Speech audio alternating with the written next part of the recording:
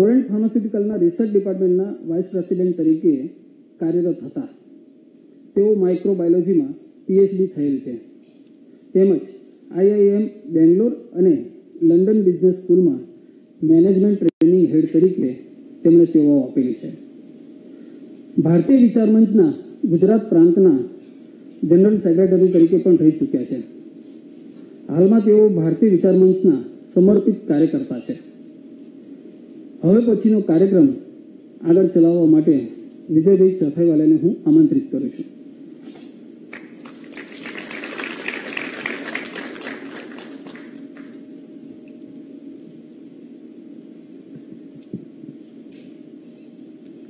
Namaskar, His Excellency Ambassador Daniel Cameron, Consul General of Israel Consulate in Mumbai, His Excellency Yaakov Feinstein, other two diplomats who are also my good friends, Adva and Anay, respectively from Delhi Embassy of Israel and also Mumbai Consulate, and my friends of Bharatiya Vichar Manch. When I came to know that Ambassador is visiting Ahmedabad and he has some time in the evening, naturally the thought came to me that there can't be a better platform than Bharatiya Vichar Manch for him to interact with the intellectuals and honorable citizens of Ahmedabad, and he instantly agreed to our request. So first of all, thank you, Ambassador. Thank you very much for your kind gesture.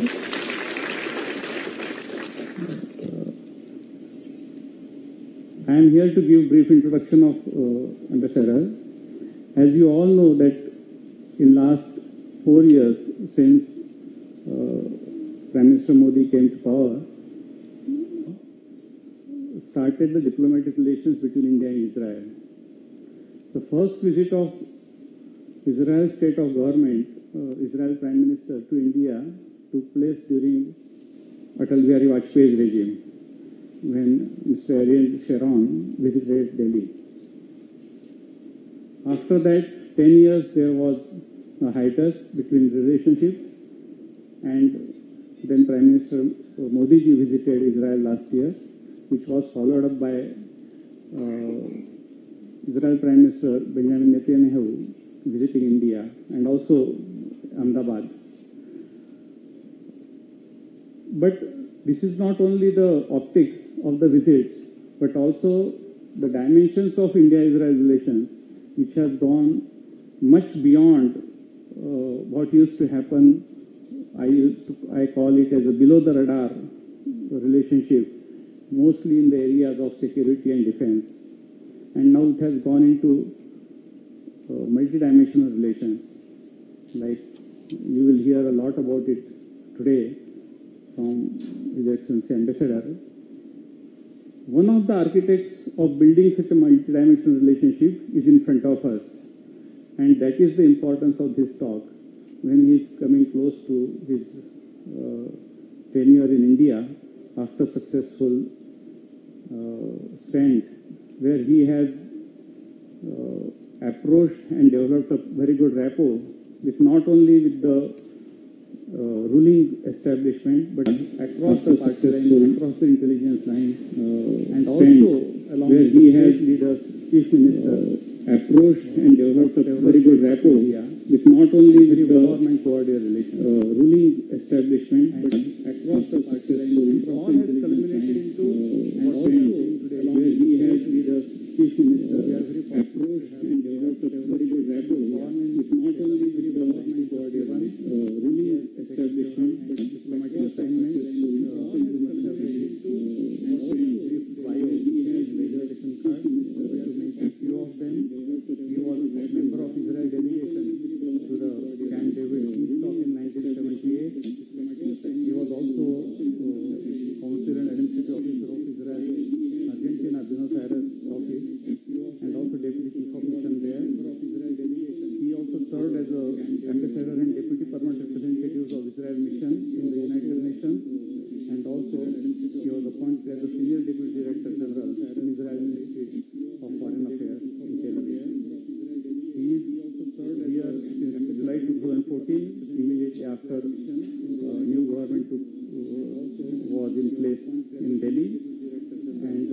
then he is very active in building new relations between India and Israel. Before I request him to start his speech in Delhi, request our Karyakartas to formally welcome him, building new relations between India and Israel. Before I request Himanshu Bhai, the Vice Chancellor of Gujarat University, will welcome you in the Delhi.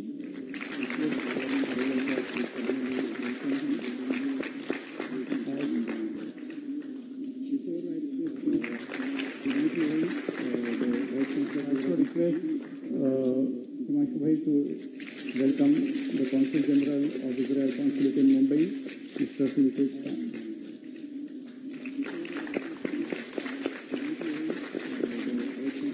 Request Himanshu Bhai to welcome the Consul General of Israel Consulate in Mumbai. There is also a small memento on behalf of Bharatiya Government, which is a very famous Sabutra of Ahmedabad. Yeah. Thank you.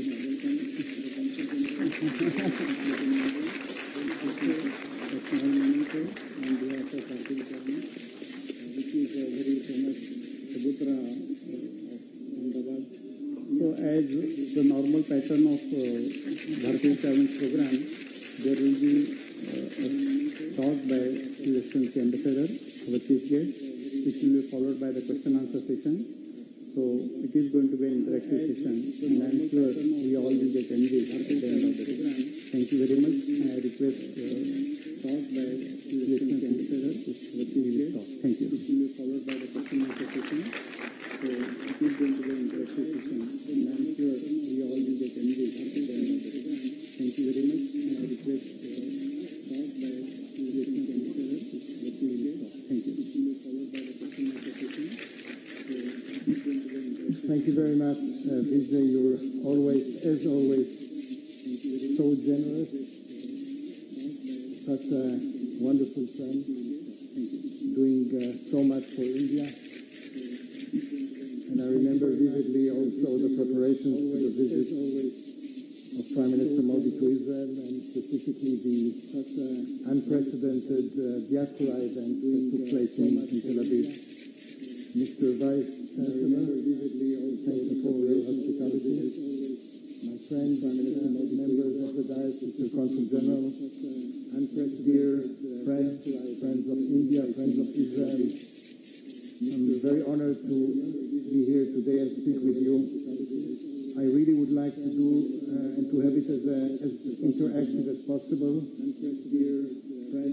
But I want to start with two not personal questions, personal stories, but stories of things that I saw through my eyes and might give you an idea of something that is very deep, something that I do not hesitate to call historical, which is the development of those very special, unique, and beautiful relations between India and Israel. The stories are a little larger than this, but I'll try to sort of make them very short. First, development this morning. I landed this morning with my friends, and we had some time off because the first official meeting was a bit later, and we went to the Gandhi Ashram. And I have to admit that this is my 5th visit to Ahmedabad.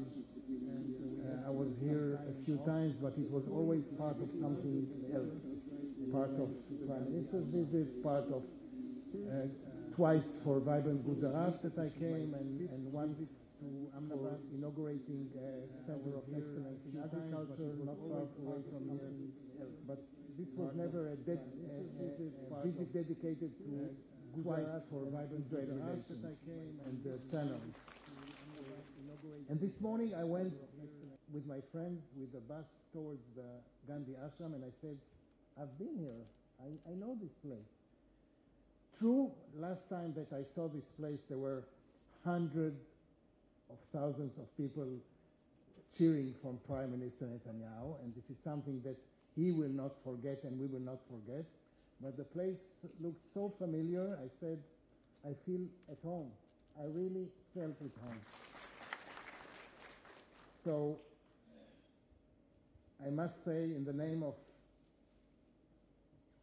my Prime Minister, in the name of the people of Israel, this is a good opportunity to say thank you to the people of Ahmedabad for the way you received my Prime Minister, not only the personality of the Prime Minister, but the way you received the Israeli people represented by the Prime Minister. So thank you very much. The second thing that I would like to tell you, this becomes a little more personal, and this is something that my colleagues have heard already once or twice or maybe more, but it has to do with how did I reach India as my last post in my career. I was here, my previous post was to head an agency called MASHAV, which is the Agency for International Development Cooperation, like USAID, but much, much, much smaller, but still very, very effective. An agency that is now celebrating 60 years, an agency that has trained and shared experience and knowledge and know-how with 300,000 people. That's 3 lakh people.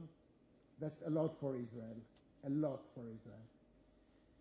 So I was heading this agency, which is part of the Ministry of Foreign Affairs of Israel, and in 2013, I came to inaugurate a center of excellence in agriculture in Manana, Haryana. We went with the Chief Minister of Haryana. We had a big ceremony, thousands of farmers who came like an open house in this center in Haryana. I saw the center, I saw the agriculture, I saw the crops, I saw the impact on the chief minister, on the leadership, on the panchayat people, on the farmers. And at the end of the ceremony, I came to my friend, the ambassador of Israel at the time, and I asked him, okay, when is your time up? When are you going back to Israel? Because I'm replacing you. True story.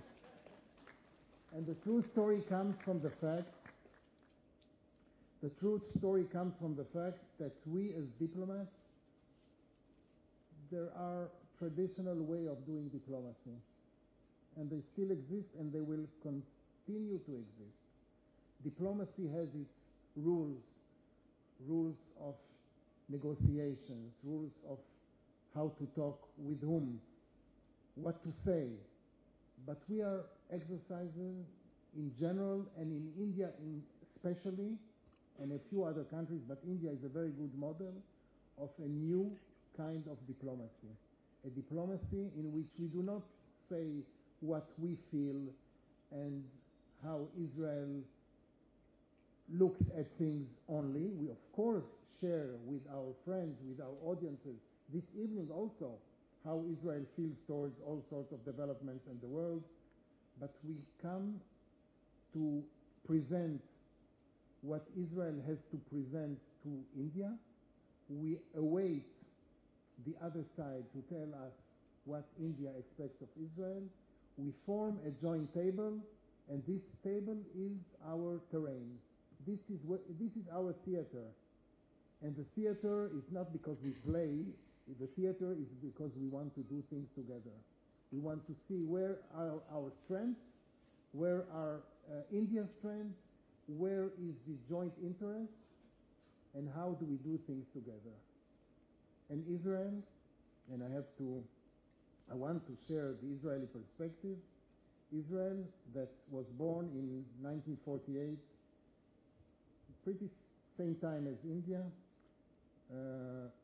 established ending the British rule, same as India, surrounded by a complicated neighborhood, maybe not exactly the same kind of surroundings, and maybe a different magnitude and different size and different population and other assimilarities that exist between India and Israel, but still we have started to build nations from almost from scratch, with the challenges of new countries, with water scarcity, with agricultural challenges, with a new educational system that we had to build. Building a nation from scratch. India had the big challenges of uniting what is now the Indian unity, with all the differences and the languages and the different states and sometimes even different traditions. You built a remarkable union, which is the Indian Union. We had our own challenges. Some of them were across the border, and still we do have some challenges across the border. But we did face similar challenges. We basing ourselves on similar values or identical values, especially I would say democracy by far is the most important value that we share. And as our Prime Minister had said, Prime Minister Modi and Prime Minister Netanyahu agreed on many things, but one thing which is, very vivid. When India looks to the West, it sees one democracy. When Israel looks at the East, it sees one democracy. And those democracies are India and Israel, and they have so much in common. And this is what brought the foundation to this relationship that we have been nurturing during the years. We had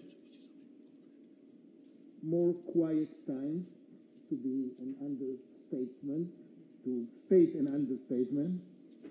We were in other times in which world politics dictated another kind of policy. World politics, Israel very much perceived as part of the West and the West only at the time. And we did it also. I mean, it was not the perception of it, it was also a decision by Israel to be closer to the West or to be part of the West. And without making a history message or a history lesson, things have changed. They've changed dramatically. The Berlin Wall has fallen. The bipolar world is no more. Alliances have changed and have switched. A country nowadays looks at all around itself, building new alliances, some ad hoc alliances, some more stable alliances. Israel is not necessarily only part of the West nowadays. It is part of the West, but not only. Israel is not only looking to the East, maybe correcting what we should have done before, but we're also more welcome to our East than we were before. So it's like there are two sides to this equation, and we're definitely more welcome. The dynamics in our complicated region have changed dramatically after the peace treaty with Egypt and with Jordan, and some, I would say, openings with other countries during the years. Challenges have not diminished because the battlefield has changed. We encounter, both in India and in Israel and in other regions of the world, but India and Israel have had their share, unfortunately, of fighting terrorism or being victims of terrorism. We are looking and finding solutions to many, many challenges, but we're also seeing the opportunities. And I can tell you that in our complicated region, and it is complicated, and the last couple of days have seen again how complicated they are, we also do not ignore the opportunities, and there are many things that are happening in our region that we have to acknowledge and to see the light and hopefully make good use of it. On the bilateral front, and this is, I would say, the main topic of what I was asked to talk about, and gladly will do so. On the bilateral front, we have established something that is very strong throughout the years. And I would like to stress that it didn't start yesterday. It's a process that we have to acknowledge the fact that it is a process that took a few decades. It started probably 30 years ago. No, it started 2,000 years ago. But if we go a little more, being a little more realistic and more looking at today's geopolitics, and if we take 1947, 1948 as a point of reference, we were not for many years too open and visible about those relations. At some point, we were on different sides, and I don't have to explain why and how, but around 30 years ago, we started building this relationship, which is a relationship of confidence, of friends, of reliance, of partnership, of friendship, that we see now bursting into the visible some 4 years ago. But it started before. And it was tested in many ways, in many areas. And while having those relations being, as we say, under the carpet, in the cupboard, under the radar, whatever you say, it was a price we had to pay. Both sides had to pay because of geopolitics, I would say, limitations. And people were ready to pay because it was too important for us to have those relations. And we said, okay, for a few years, we will not make this visible, but we will develop those relations. And we did. Without going too much in the details, we built a very strong defense relationship. People in India, I have the luxury of quoting people in India telling me that in various instances in the history of India and its challenges, Israel was there maybe when others were not. And we were. And again, this is a quotation. It's not me saying that, of course. And this also brought some very deep confidence in the relationship. But we have also developed relationship in what I would call the development laboratory that Israel always was and still is, building a country from scratch. We have identified during the years various facets of our priorities and our capabilities on both sides.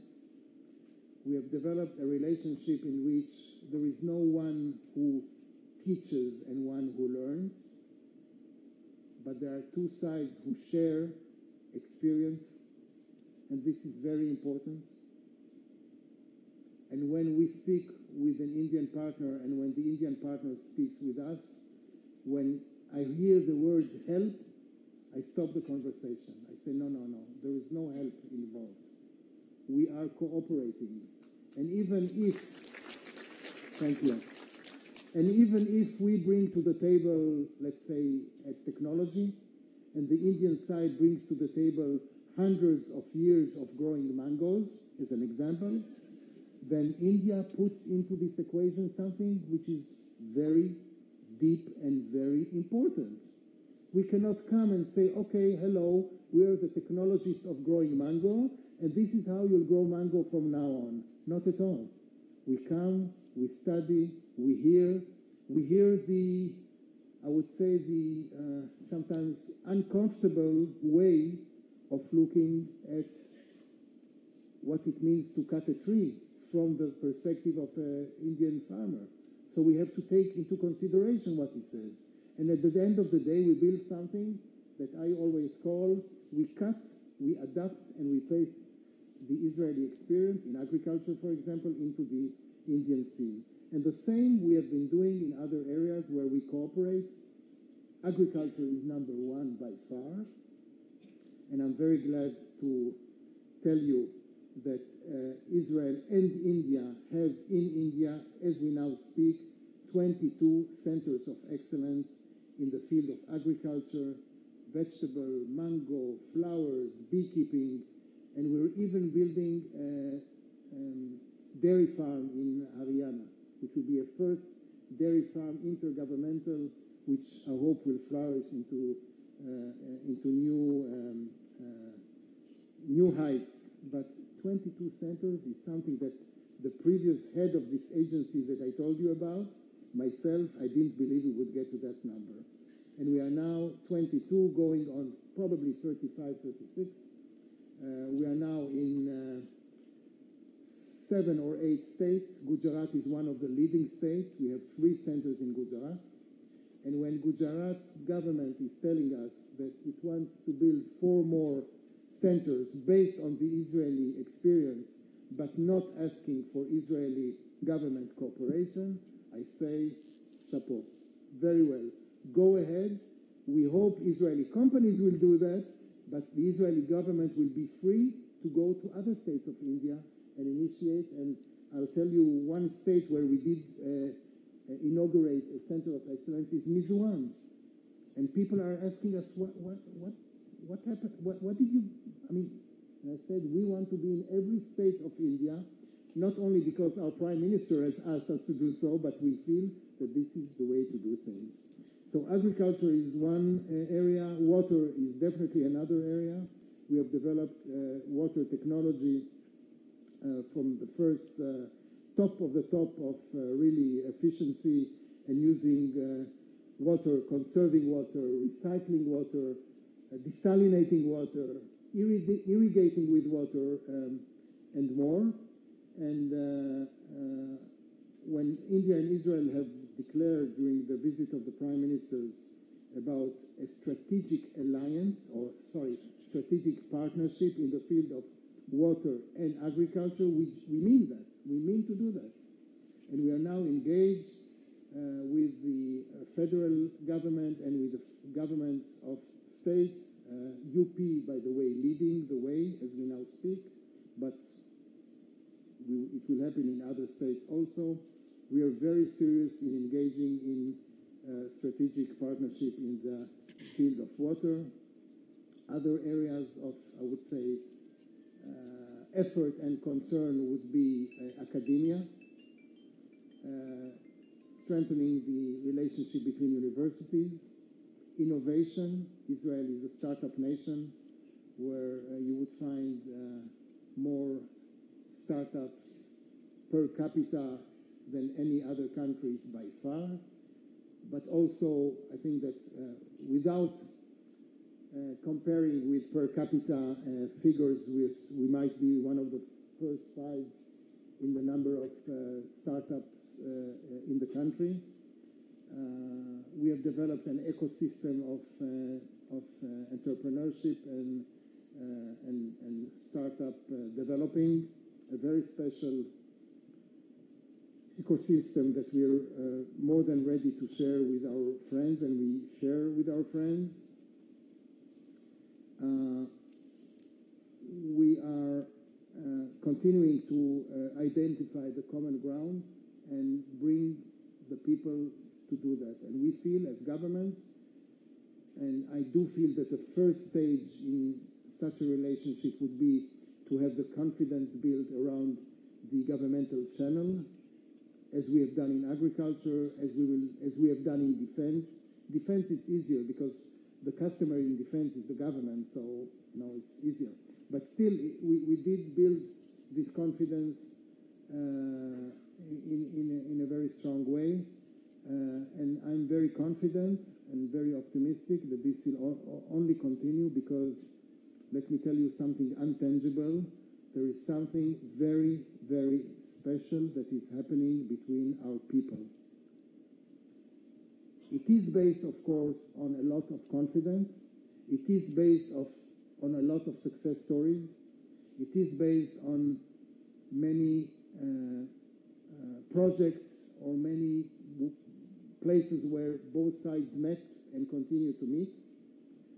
But when an Israeli comes to India, and we have many tens of thousands of youngsters after the army service who come to vacation in India, and when Indians come to Israel, and there is an even larger number of Indians visiting Israel, either as Christian pilgrimage or as Muslim pilgrimage, or just tourists or businessmen who come and do tourism also, something very, very special is happening between our people, and it was manifested in the streets of Ahmedabad. It was manifested in the exposition hall in Tel Aviv. It was manifested when last week we had a huge agriculture exhibition, and the largest group of people came from India, not only Chief Minister of Haryana and Minister of Agriculture, Minister of State of Agriculture, Mr. Rupala, but also 3,000 people from India, businessmen, farmers, innovators came to this exhibit, largest contingent, and for Israel, 3,000 people from India is a lot. So we are here. We will continue to develop a very sound partnership. There is a lot I would like to share with you, but I feel that if I'll continue, we will, first of all, maybe not sleep tonight, and I'm not sure it's a good idea. And second, I do want to leave time for questions and answers. So I will stop here with your permission, and I'll be more glad to enter into the interactive session that you announced before. So thank you very much.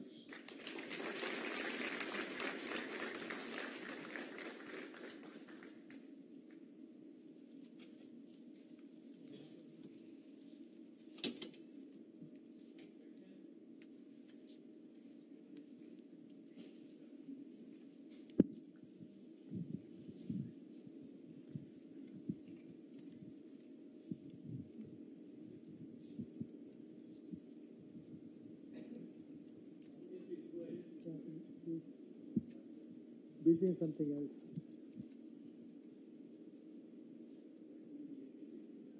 I don't know.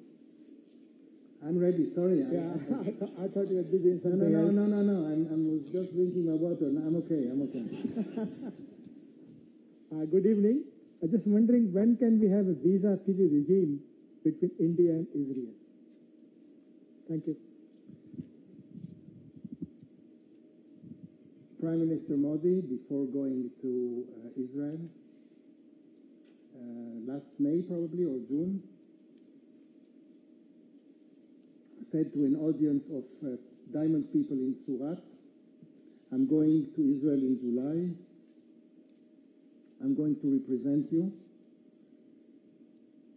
And don't worry, we'll fix a few things.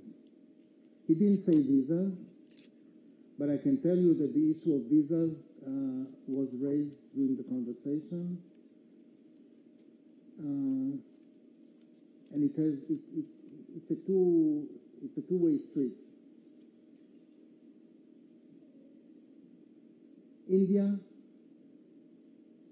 when India has announced the electronic visa, and it was here in Gujarat, in Ahmedabad, in Gandhi Nagar, in vibrant Gujarat 2015, Prime Minister Modi announced that 43 countries will now be able to send their tourists for 1 month, 43 countries, and the first country that he named was, thank you very much.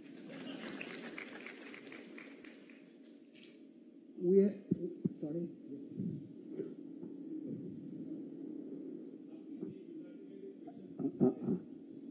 मैं यही कहना चाह रहा था, किसी भी language में अपना प्रश्न पूछ सकते हैं.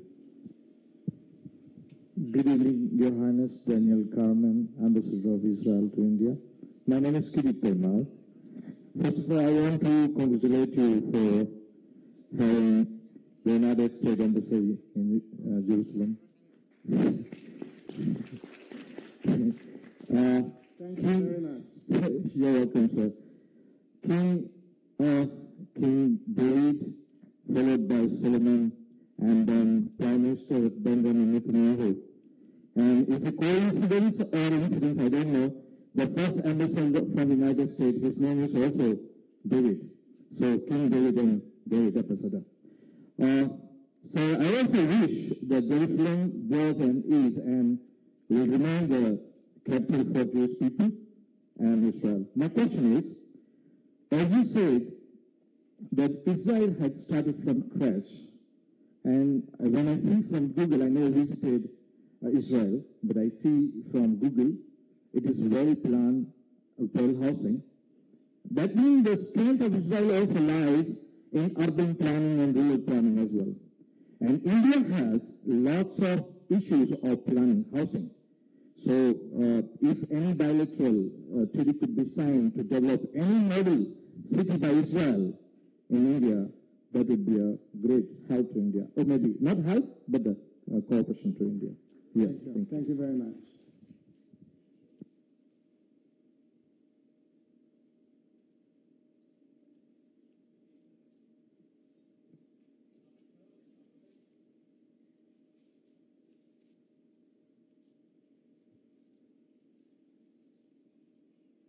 Hello. Namaskar and good evening, everybody. My name is Gandhi Ashram, and my question is apart from strategic partnership and diplomacy. I went to Andaman Nicobar last year with my wife. I met one Israeli young girl named Heda. We had a healthy talk at that time, and I asked different questions with Heda. And there is one word, army training, you said in your speech. So we have interaction with her on that. I'm sorry, My question, I'm going. I can't really understand what you Okay. Okay, sorry. I just didn't understand what you were saying. I'm sorry. Okay, sir. Now it is audible? A little better, yeah. Okay. You Sorry, met sir. someone in Israel, this I understand. Okay, I met one young girl, Heda. We have a healthy interaction with my wife. I was there with Heda, and we heard one word, that army training. You are providing army training to every youth. That I heard from there. I may be wrong. But thing is that it is something you want to provide your youngster like a cultural side. Yeah, it is like something you have some motive to provide your youngster. You have to join army and take a training, and then you go in a natural life, yeah, in a professional life. So my question is that is it a very fundamental mandatory rules for providing army training to your youngster? This is my question. There is a sentence that every parent says to himself when he has a newborn. And the sentence is, in 18 years, when my newborn will be 18 years, he won't have to go to the army because there will be peace with our neighbors. All the parents say that. I don't know one parent that does not say that. And we all believe that this would be the case. Unfortunately, for the last 70 years, this has not been the case. So let us pray that those kids who will be born this coming September, October, November, until the end of 2018, not only their parents will say to themselves at the age of 14, we won't have to send them to the army because there will be peace. Let us hope that there will be peace. Until then, and until we are endangered by our neighbors who seek our, some of them seek our destruction, as we are witnessing day in and day out, we have to defend ourselves. We will defend ourselves, and our kids at the age of 18 will go to the military service, boys for 3 years and girls for 2 years. That's the reality of living in Israel. And still, not still, we love our country, we're proud of our country, and thank you. And I told someone earlier in the afternoon, in the international organization surveys that are done about the standard of happiness, Israel is one of the first, always one of the first 3 or 5 countries of its citizens being happy. We are just happy people. We love what we do. We love where we live. Sometimes we don't like the challenges that we have to face, but we are there to face them. Hello Swami એક નાની વિનંતી છે 244 નંબરની કાળી ગાડી એ ખસેડવી પડશે security રીઝન્સના કારણે please 244 નંબરની કાળી ગાડી છે okay thank you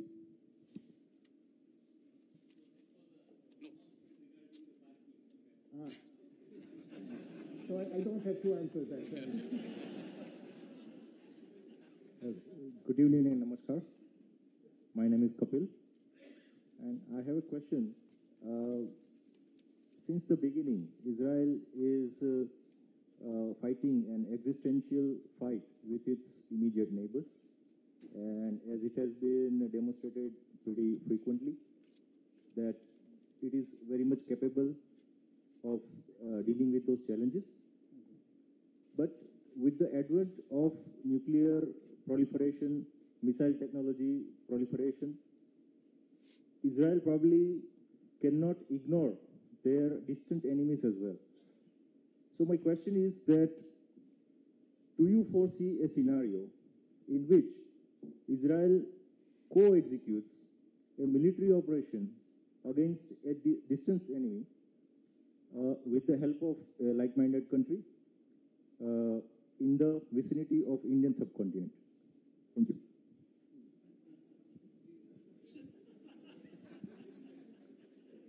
And you're saying I'm a diplomat.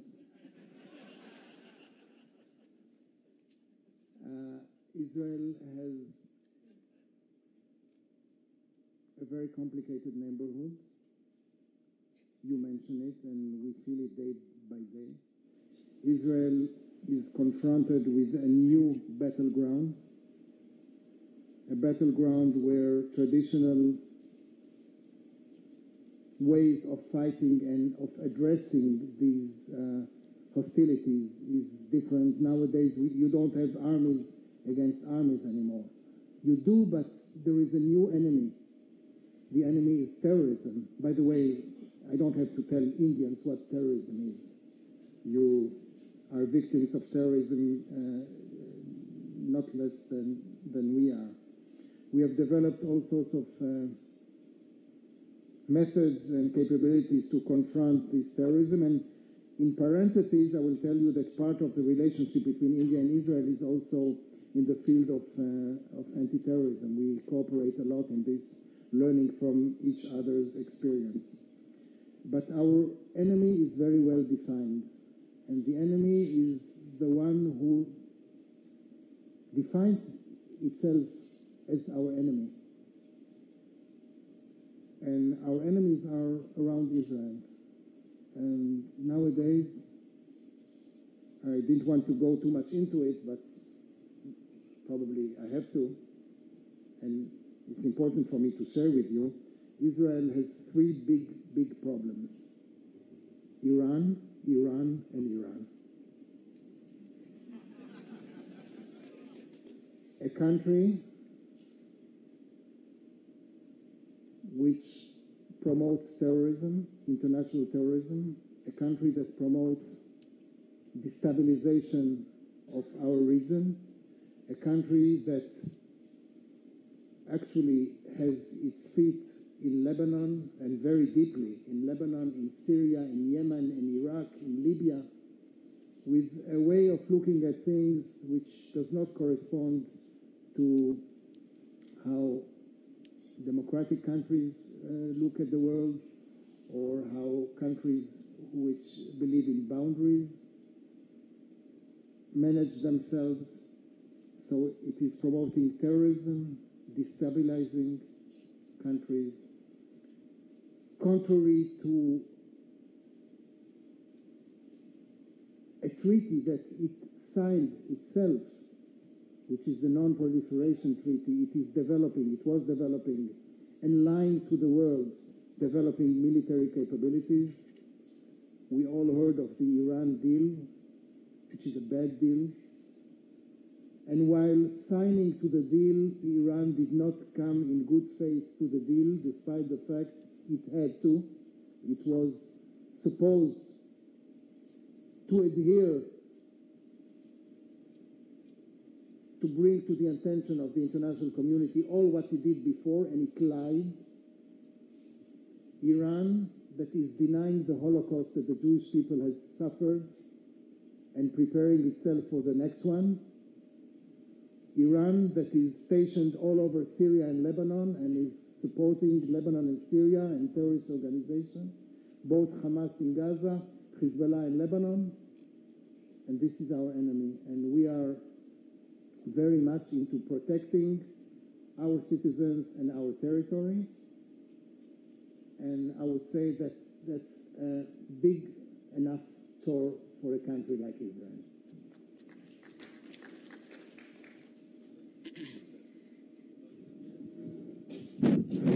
Hello.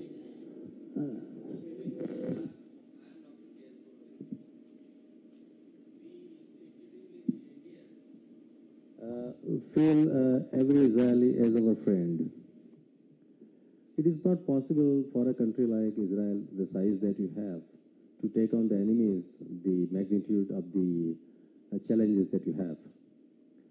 What is the way that you infuse into every child of yours or every youth to have a tremendous sense of patriotism and a sense of nationalism and sense of pride that somehow we see that we lack in our Indians? So is there any method that you take your children through that they feel so much proud about the country? Thank you for this question, which if I may say, has a compliment embedded in the question. So I thank you for the compliment. I don't really have an answer, but I can tell you, maybe touch upon a few points. My experience, I was born 3 years after my country, 48, 51. I feel that somehow I grew with my country. So all sorts of crises, there were childhood crises, the country had childhood crises, and probably I did. At some point, and this is something that you probably don't know, but at some point when I was, and I don't remember it, that's a story from our parents, in the 50s, in the beginning of the 50s, we had to go through a ration policy. Not Russian, but ration. Every family would get an egg per week or something like this. Or a tomato I don't know, the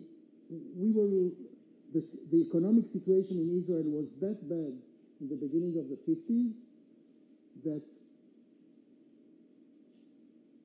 what my parents told me is that since we had a baby at home, we got one more egg per week or something like this. This was Israel at the time. So I did see the country evolving as a person from an economy that had only Make in Israel, like you have Make in India, only Make in India, and we could not import anything. When someone would, and someone at school would come with jeans made in U.S., wow, he was, everything was internally motivated. We were safeguarding our economy. The challenges were huge. The country was that small. At one particular point, before the war in '67, where we had to pass the fighting to the other side's territory, and this is something which is part of our defense doctrine, because we don't have enough territory. At one point, the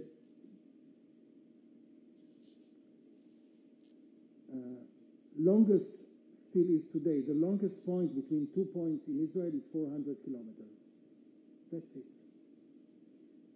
And it's only between 2 points.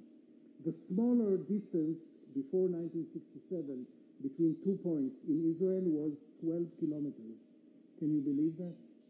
12 kilometers between the Jordanian border and the sea. In a very long, the map, a very long map. So the challenges were there. with luck and with our educational system and with investing a lot in science and technology and with a sense of patriotism and with the fact that we don't have any other alternative and with our history as a people and with the will to build a nation which is a proud Jewish democratic state and not without problems. We still have lots of problems in Israel. We did not solve all of them. We have built what we now see, and yes, maybe we care, not maybe, we care a lot about our country, and we are proud to do so. Yes, when we have to remember the people who sacrificed their lives, either by fighting and getting killed or injured, or being victims of terrorism in our country as opposed to others, I think that almost everyone knows someone who was a victim. And when you know someone, it makes things much closer to you. And when you want to continue living, because continue to live is the way to confront those who want to destroy you, okay?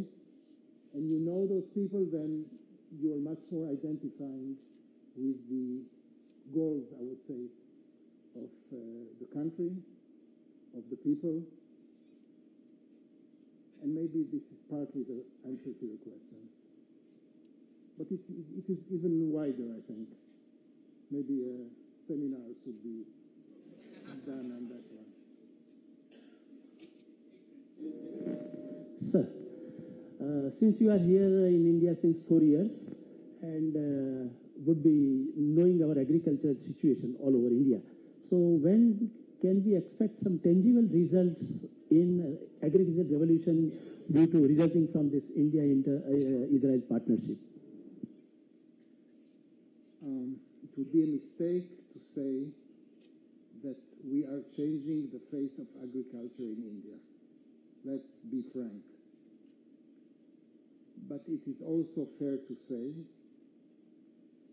that in spots around this country, and it is true on the ground, it is true around the centers, it is true in capitals, it is true in the ministries of agriculture, it is true in the different institutions, it is true in ICAR all over India, that you have a partner. And the partner, small as it is, but technological as it is ready to cooperate and has done so in many areas across India. As I said before, 3 in Gujarat, 5 in Maharashtra, 3 in Punjab, etc., etc. This model is not the solution to the problems of India, and sometimes what I see as a problem, India doesn't see as a problem, and that's fine. And it is for the Indian government or the Indian professionals to decide. But they have the possibility to choose us as a partner. They have the possibility, and we are always in conversation with them, they have the possibility to use the concept that we have offered in those centers to a larger audience, be it private sector, be it farmers, be it those who irrigate with flood irrigation and they can irrigate with drip irrigation, and we offer drip irrigation. Tomorrow, by the way, before going back to Delhi, we're going to see a plant by an Israeli company where it is manufactured. Those drip irrigation systems are manufactured, which is also part of the cooperation. So we offer something, and it's here to grab. And it's not by coincidence that 3,000 people came to Agritech, and that so many hundreds of people go to a water exhibition, and we have so many events in Israel where we share our technology, our state-of-the-art technology, and we also come here for demonstrations and training, and it can be government and it can be companies. My vision, our vision, is to have the private sector enter the Indian market, to have the government as a regulator to open up the possibilities, and hopefully we will do something that will resemble as much as possible our model, and if it can be brought into the Indian scene and the Indian partner will decide that it is suitable, then fine.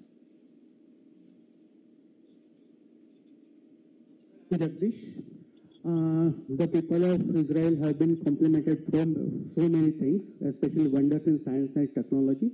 One more compliment is for the revival of Hebrew language. Can you say something regarding how you revived it?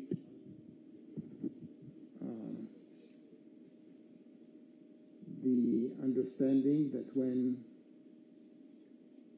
first of all, the language was always there. It was revived into its modular version, but it is the same language. It is the language of the Jews who, wherever they were, either in the country, what was called until 1948 Palestine, or before that, during hundreds of years when they were in exile, the Hebrew language was exercised by the Jews all around the world. So reviving it is one way of looking at it, but again, when the Jewish people have decided a very strategic decision to come back to the ancient homeland, to build a new country, to build even, I can say, a new modern version, a new Jew, an Israeli. We also took aboard our language, which was there. It was only refined. So I wouldn't call it revived. I would call it using the very sound basis of the Hebrew language used by Jews all around the world during the years, and it has been modernized, and it is there. And if we are a country that is based on a lot of immigration, part of assimilating into the new environment of Israel is to speak in Hebrew, which is the common language of Israel, without forgetting the original languages that people would speak in the diaspora. And we have this balance, but Hebrew is the official language and the common language, and this is the language that we use in Israel. Namaskar, my name is Jay. Probably by using your intelligence input, current President Donald Trump has withdrawn from the Iran nuclear deal. So why aren't European countries like Britain, Germany, France are supporting you? And however they are facing the threat of terrorism, serious threat of terrorism, and also for the same issue of Jerusalem. Why aren't they supporting you? Thank you. Ask them.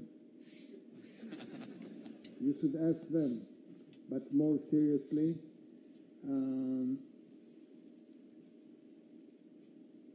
I will not go too much in the details of the Iranian deal, but I can tell you that, and I think I mentioned it before, Iran has been developing military nuclear capabilities for years.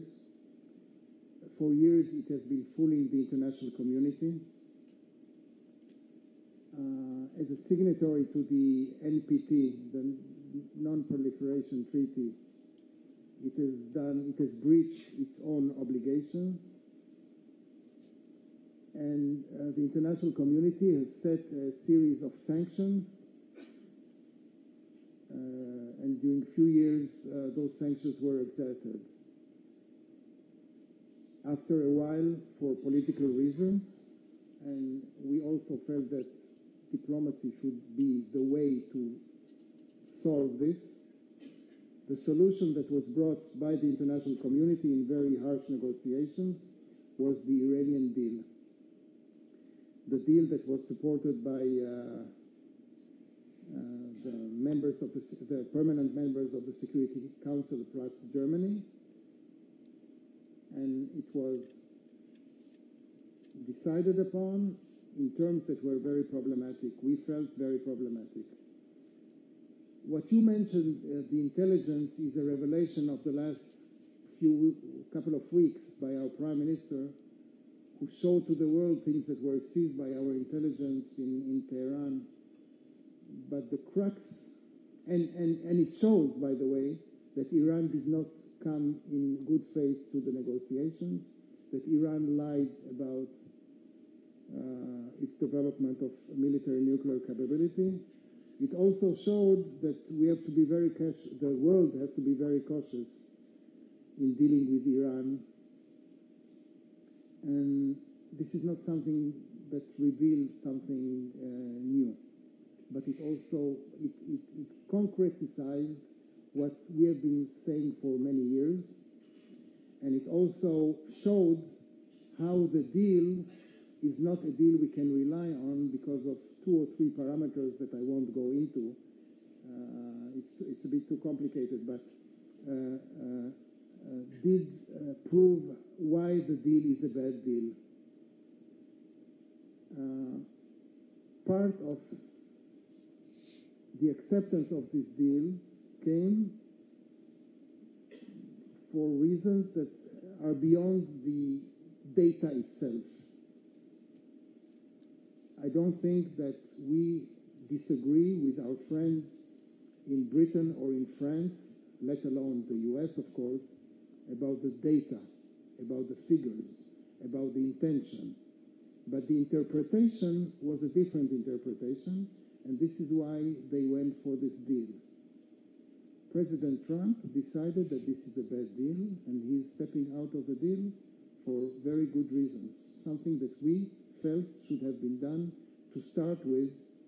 Maybe a better deal should have been struck at the time. On Jerusalem, Jerusalem is the capital of the state of Israel. A country is not only entitled but is obligated to set and decide what is its capital. I have no other word, I reject the term disputed Jerusalem. I've seen it somewhere in the press here yesterday. Disputed Jerusalem. Jerusalem is not disputed. Jerusalem is a city which is the capital of the state of Israel. It has been the capital for many years for political reasons which we did not like. We never liked that. International community did not recognize Jerusalem as the capital. Nevertheless, when diplomats want to speak with the government of Israel, even those who do not recognize Jerusalem as the official capital of Israel, they come to Jerusalem to speak with the government of Israel. Where would they go? When the President Sadat of Egypt did his historical visit to Israel, he came to Jerusalem. He spoke to our parliament in Jerusalem. He spoke with the government in Jerusalem, and so on and on and on. So I won't commit to the fact that more countries or many more countries will join the US, but some already are joining. And our hope is that within the foreseeable future, more and more countries will not only come physically to Jerusalem to speak with our government, but will also move their embassies like the US did, Guatemala, Honduras, probably Panama, Czech Republic, Romania, and maybe a few others will also.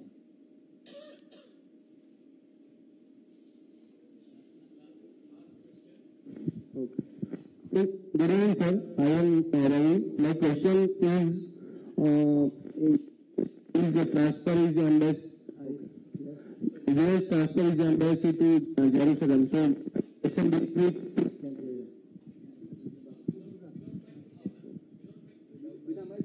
my question is China, is Israel is imposed one Israel policy for Jerusalem and all that coast? In international relation, is Israel is imposing one Israel policy like China, one China policy is existing in China. So is Israel is planning for one Israel policy for Jerusalem coast and all revival?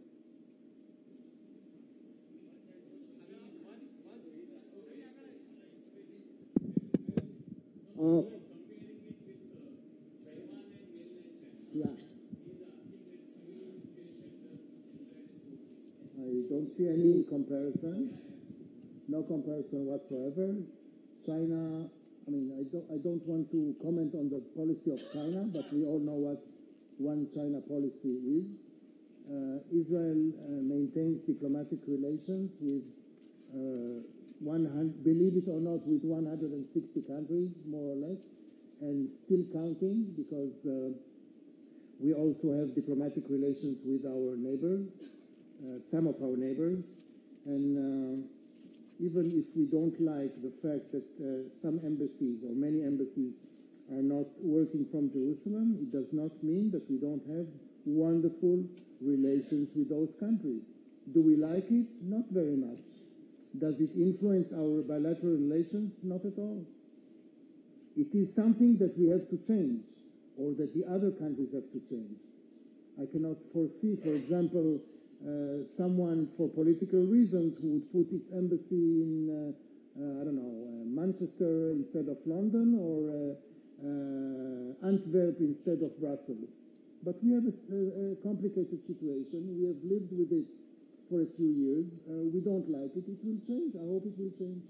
But we have very, very good relationship with so many countries on the bilateral level, and it will continue because Israel is a country that can contribute a lot to the bilateral relations between itself and so many countries.